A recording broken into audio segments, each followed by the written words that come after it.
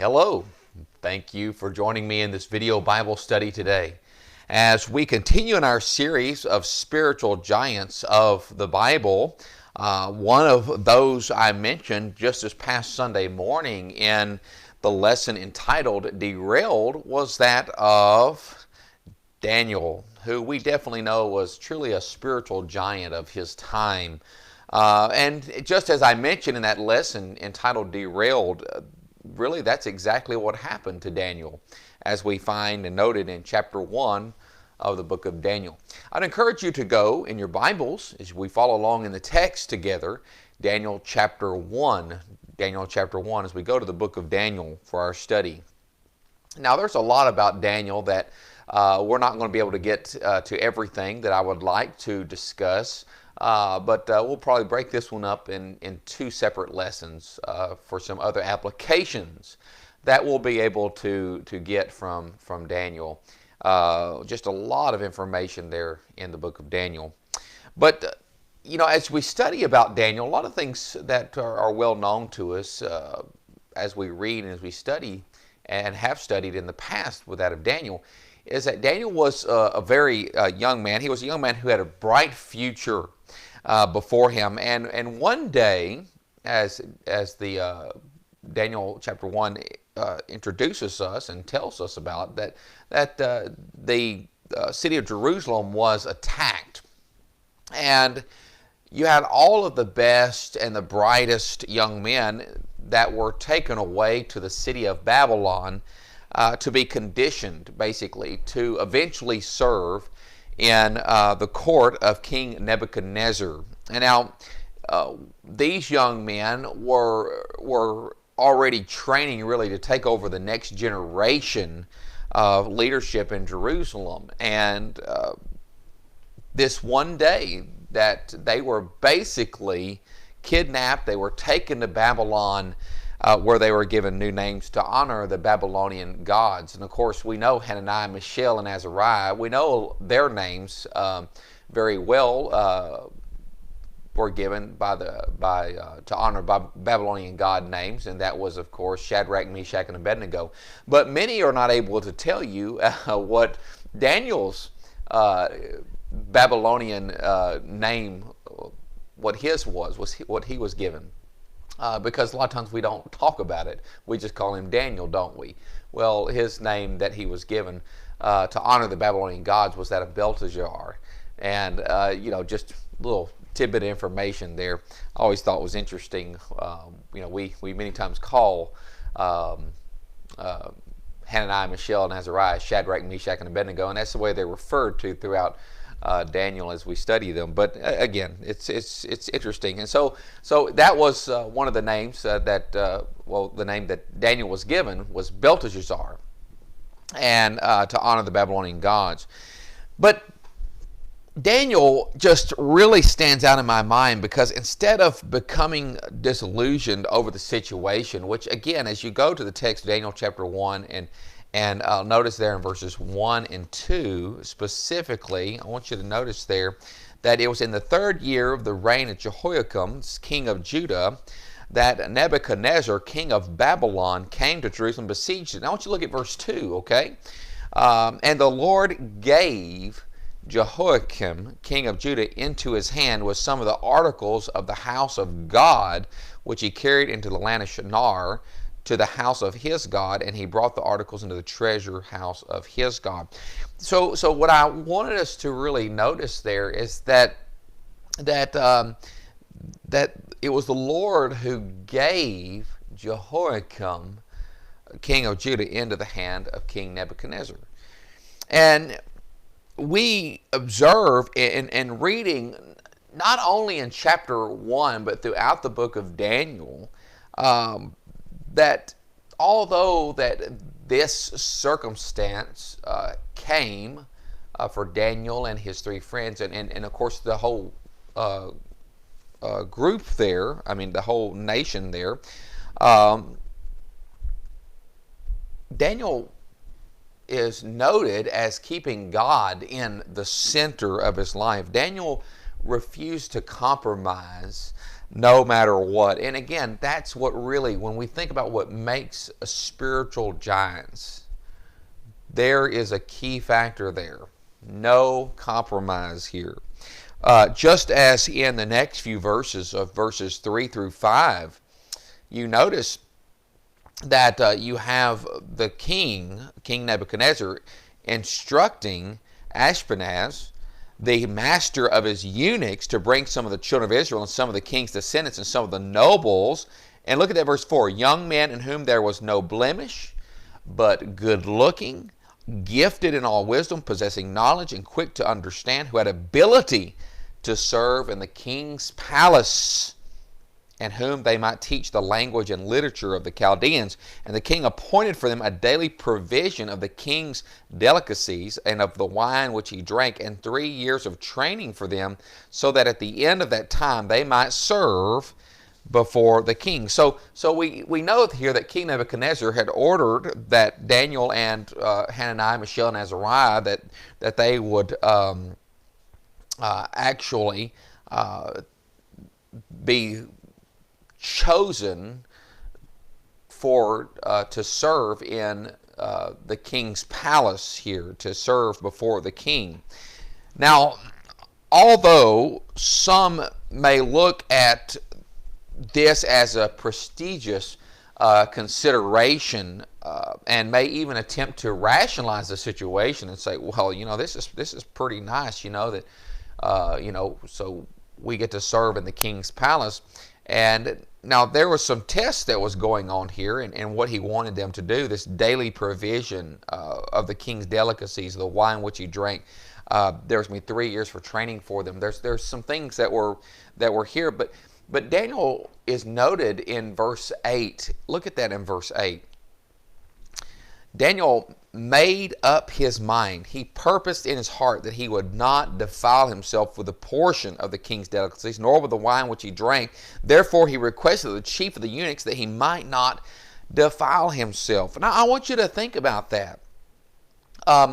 Daniel purposed in his heart that he would not defile himself with the king's food. And that's a decision that, again, if you notice where it was purposed in his heart. And for whatever reason, when we read this, for whatever reason, Daniel knew that to eat the king's food would be wrong in the eyes of God. Now, when we look at the word defiled, it refers to something that is polluted. So perhaps the food was unclean under the law of Moses. Perhaps the king's food had been offered to or dedicated to various pagan idols. We of course, we don't really know. It doesn't tell us specifically, obviously, to what was wrong with it. It could have been that the meat was from animals that had been strangled. Maybe there was blood in it, which would be another violation of the old law. So, I mean, there's all kinds of possibilities and speculations that we could make here, but we really don't know. And although we're not told what the problem or the issue specifically was, we just know that it would have been wrong, for whatever reason, for Daniel to eat the king's food and to partake of the wine that the king drank. What I think we need to get out of this, though, as we see, is the great conviction that Daniel had. Okay, the great conviction. If we want to be a spiritual giant like Daniel, and we can be, then we will have great conviction. We'll have great conviction. And conviction has to start just like it did with Daniel. It has to start with heart. It has to be purposed in our heart. We don't have food restrictions today that are listed in the Old Testament. We think about the Old Law. But there are things that are listed in the New Testament that will certainly defile us or make us polluted. In our ever-changing society, there are the proverbial King Nebuchadnezzars, put it that way, that really desires for us to become like them. And that, of course, has to do with conforming to their way of thinking, to their way of doing things. And the world has many things that says we need to do and would claim that, it's acceptable to do those things according to the world's standards. Now, again, there are Christians today that would rationalize the world's ways. There's just a lot of compromising that goes on today. I think you would agree with me, because when we consider Daniel, he could have said, it's just a little food, it's just a little wine, it's just a little, and you can see that justification coming into play, as we like to, as humans, we like to throw some human reasoning into the mix here, right? And would say, well, it's really not that significant of a deal, okay? It's a small thing. Yet Daniel saw it as a big thing, okay? It was a big thing. And that's why Daniel made a decision in his heart not to do it. And again, he purposed in his heart, which means he made up his mind. We have to make up our minds, friends. This is paramount.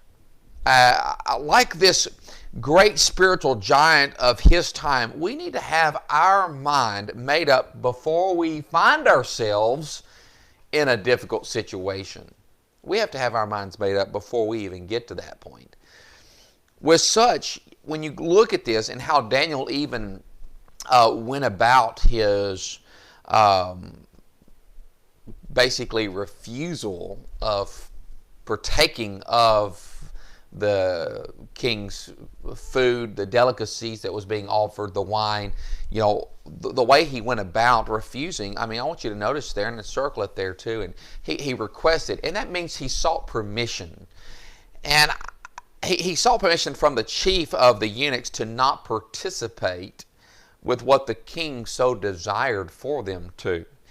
And I think that speaks volumes about the character of Daniel, that I just want to make a note of, because the way Daniel handles this situation, I really believe is awe-inspiring. He's not demanding. He's not throwing any kind of fit about things. He simply sought permission. And furthermore, he went on and says, look, let's do this. Okay, he kind of gives an option B here, and we have to understand that the chief of the eunuchs was concerned, I'm sure, as it states there, that he was in fear of what the king might do to him. But look what he says in verse 12. Look at what Daniel proposes. Please test your servants. Look at that. Test your servants for 10 days and let them give us vegetables to eat and water to drink. Now, again, that's speaking for Daniel as to there in verse 12 that, look, here is a test that I'm proposing that we do, and just see how it goes. Now, Daniel has thought all this through. Okay, he's doing wonderful here, and I thought about how many Christians today would have the resolve that Daniel had. So much resolve that he refused to bend to the will of King Nebuchadnezzar to defile himself over something as we would consider as insignificant as it's just food.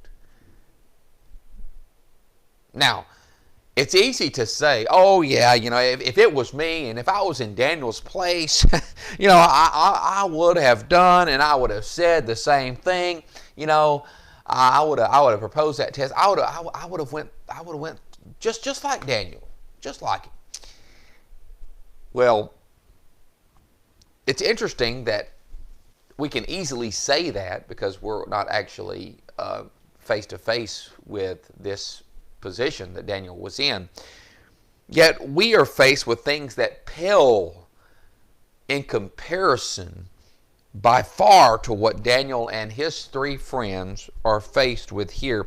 And yet compromise after compromise after compromise, God is nudged further and further away. Now, we find the world throwing all sorts and all kinds of demands towards us. And we feel like, we have to fit in or conform along with our family, and all of the things we may be involved in are not bad in and of themselves, but look at who and what was compromised during all of it. Look at what has been compromised in the process. Bible study, prayer, worship, just to name a few, are no longer a priority. When you look at our nation today, all around the world even, are these really prioritized things? The only reason that Bible study is many times done, or prayer, or worshiping, or assembling with the brethren, is because it was just convenient to be able to do so, because we were able to squeeze it into our busy schedules. God being moved slowly but surely out of first place is quite intense. And again, when we look around us, we can see that that's exactly what is happening and has happened for many, many years. The pressure to compromise is always there. Just because we are not in Daniel's particular situation doesn't make our situation today any less consequential, okay? I want us to think about that. Because if we can't put God first and foremost in our lives with conviction, even in the peaceful times of our lives, then what makes us believe, what makes us think that we would stand firm under intense pressure when it comes our way? I thought of what the Lord said to Jeremiah chapter 12 and verse 5. This would be a lesson all in itself. Maybe we'll look at that at another time. But Jeremiah chapter 12 and verse 5, he said, "If you have run with the footmen, and they have wearied you, then how can you contend with horses? And if in the land of peace in which you trusted, they wearied you, then how will you do in the floodplain of the Jordan?" Really, it's got some deep thoughts that goes with that, doesn't it? So right now, we need to make up our minds. We need to make up our minds. And I'll take you right back to that verse 8, about how Daniel purposed in his heart. He made up his mind to follow the Lord, to do the Lord's will, no matter what happened. I want you to pretend that seemingly insignificant platter of food and wine is a hobby, sports, job, fill in the blank, whatever you would put there, whatever thing of this world. Will it be the thing that defiles the relationship with the Lord because we chose it over Him? Think about that. For example, how many knows exactly where they will be on this coming Lord's Day? I do. If the Lord wills, I am still alive, I'll be worshiping with my fellow brothers and sisters in Christ. Why is that? Because I have made it a priority in my life. Not if something else comes up, or if I'm out late that night prior, just don't feel like it, whatever. None of that. None of that. It's a priority for me and my family to worship God in spirit and in truth as we have been so commanded. To be a spiritual giant like Daniel We have to make up our minds and get grounded in our convictions. We have to get grounded in them. Now, when I look at this chapter, and as we look at the last few verses of chapter 1, verses 17 through 21, I want to make a note here. That as for these 4 young men, God gave them knowledge and skill in all literature and wisdom, and Daniel had understanding in all visions and dreams. Now at the end of the days, when the king had said that they should be brought in, the chief of the eunuchs brought them in before Nebuchadnezzar. Then the king interviewed them, and among them all none was found like Daniel, Hananiah, Mishael, and Azariah. Therefore they served before the king. And in all matters of wisdom and understanding about which the king examined them, he found them, look at this, 10 times better than all the magicians and astrologers who were in all his realm. Thus Daniel continued until the first year of King Cyrus. Something I want us to note before we conclude our brief study in this chapter. Did God make all of Daniel's bad circumstances disappear? Was Daniel finally able to be freed so he could head back to his homeland? Of course not. That's not what happened. The answers to those questions is a resounding no.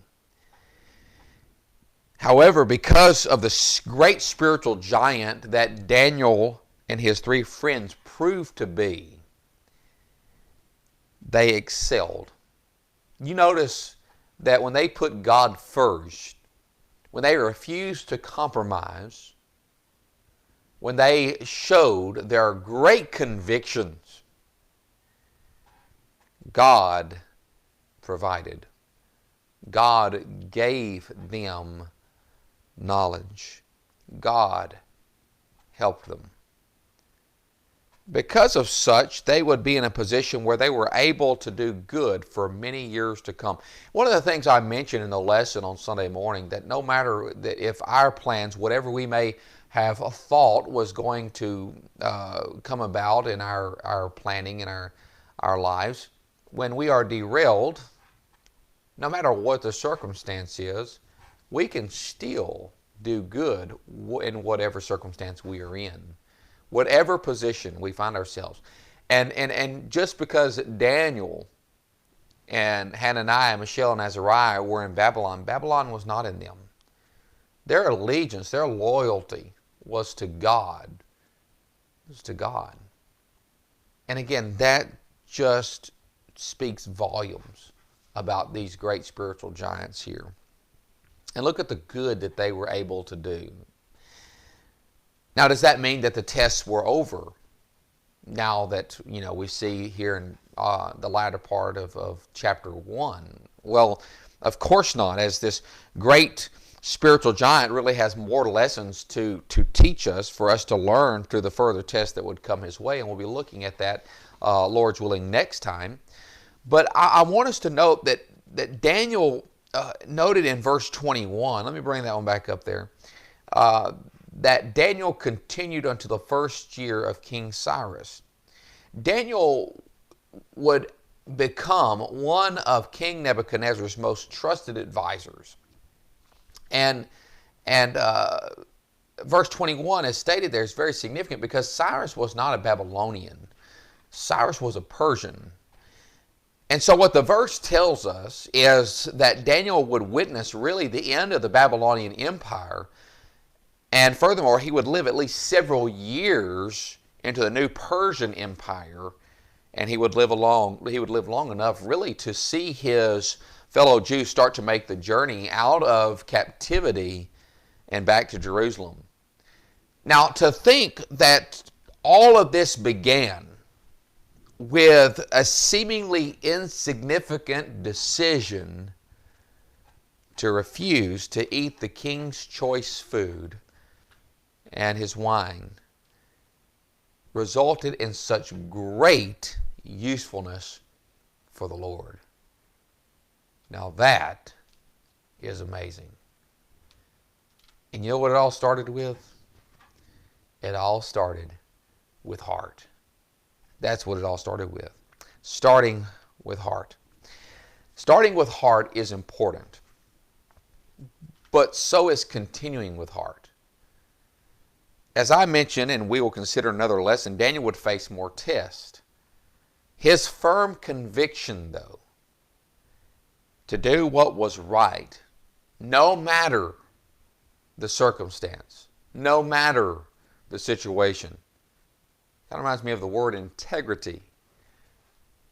The word integrity. Doing that which is right, even when no one's looking. But God, of course, was looking. God was watching. God searches the hearts. And look what great things was being accomplished again. His firm conviction to do what was right proved that he was owned by the Lord rather than being owned by the world. Yes, as I mentioned earlier, Daniel, Hananiah, Mishael, and Azariah. I want to put those three in there with Daniel, as we talked about them just recently in our study of Daniel chapter 3. But they were, yes, certainly in Babylon, but Babylon was not in them. And as one preacher has stated, that certainly we live in the United States of America, but the United States of America does not live within me. Christ lives within me. We prioritize Him over anything. We are owned by the Lord, not by the world. That, my friends, is what makes a spiritual giant. And that is what we see in Daniel. And may we be inspired to make up our minds to purpose in our heart, start with heart like Daniel. And I would just share with you of Matthew chapter 6 and verses 19 through 21, where Jesus said, "Do not lay up for yourselves treasures on earth where moth and rust destroy and where thieves break in and steal. But lay up for yourselves treasures in heaven where neither moth nor rust destroys and where thieves do not break in and steal. For where your treasure is, there may your heart be also." And let me submit to you as well, Colossians chapter 3, verses 1 through 3, that Paul said, "If then you are raised with Christ, seek those things which are above, where Christ is, sitting at the right hand of God. Set your mind, set your affections on things above, not on things on the earth. For you died, and your life is hidden with Christ in God." That is what it means to be a spiritual giant of our time as well today. Our affections, our hearts, set on Christ, set on things above. Next week we will consider more lessons that we can apply from this great spiritual giant that we have started studying today, that of Daniel. And looking forward to this continued study with Daniel. Again, he has a lot of great lessons and just a great character of the Bible. But truly, again, as I stated, definitely a spiritual giant that teaches us some huge lessons that we can take to heart today. I want to thank you so much for joining me in this Bible study today. And again, we'll be having more studies coming up. Also we'll be live for those that's not able to assemble with us on Sunday morning. Please tune in to our Facebook, also our YouTube channel. 10:30 a.m. we'll be live for you to worship with us there from your home as you're not able to get out. So again, thank you for joining me. I hope you have a wonderful day, and God bless.